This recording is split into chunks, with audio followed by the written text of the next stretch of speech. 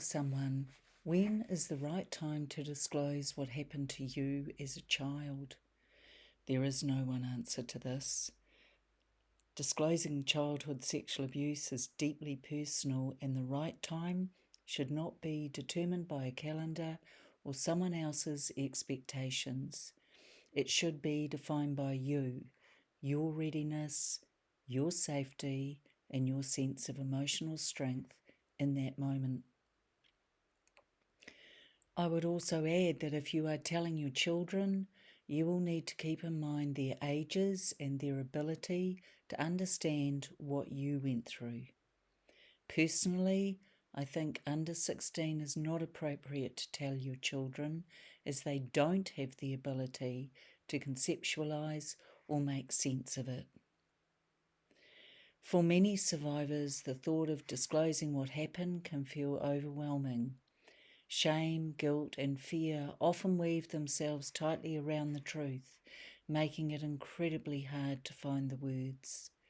If this sounds familiar, it's because all survivors feel this. There is no rush, no deadline, and certainly no pressure. The trauma you experienced was not your fault, and really significant for right now.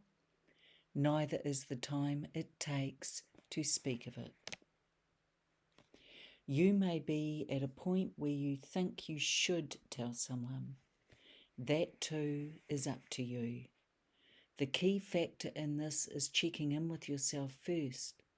After all, you didn't have that option as a child. It was groomed out of you. Before you launch in, simply ask yourself, what am I hoping for by sharing this? Am I ready to be heard, even if the response isn't perfect? Do I feel emotionally and physically safe to speak this out loud?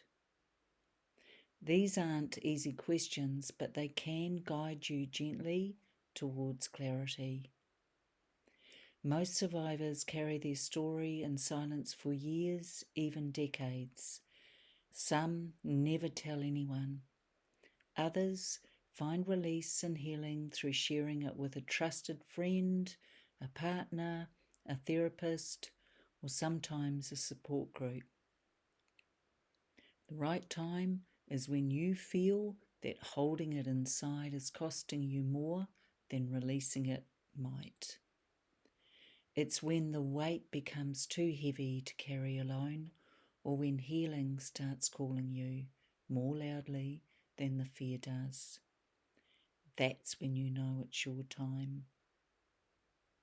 Sometimes the first person you tell isn't the one who responds best.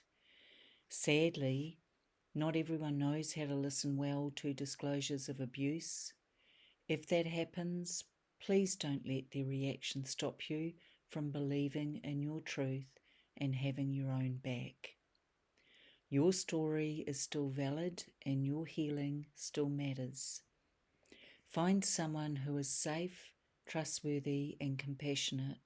Sometimes it's a trained professional, other times it's someone in your circle who has proven themselves to be kind and consistent. There's also a myth that once you disclose, you have to share everything that happened to you. Not so. You get to choose how much to share, with whom, and when. You are in charge of your story now. It was taken from you once. Now you get to reclaim it on your terms. That might mean testing the waters with a small part of your experience or writing it down before saying it aloud. That can give you confidence so that when you finally do speak, it won't feel so foreign to you. Once you have done so, you may feel as though the most incredible weight has been lifted off your shoulders and that you are now free from the burden you didn't realize you were carrying. This may not happen instantaneously, but trust me, it will happen. I can promise you, you will never look back with regret. You see, the burden was never yours to carry. Thank you for handing it back.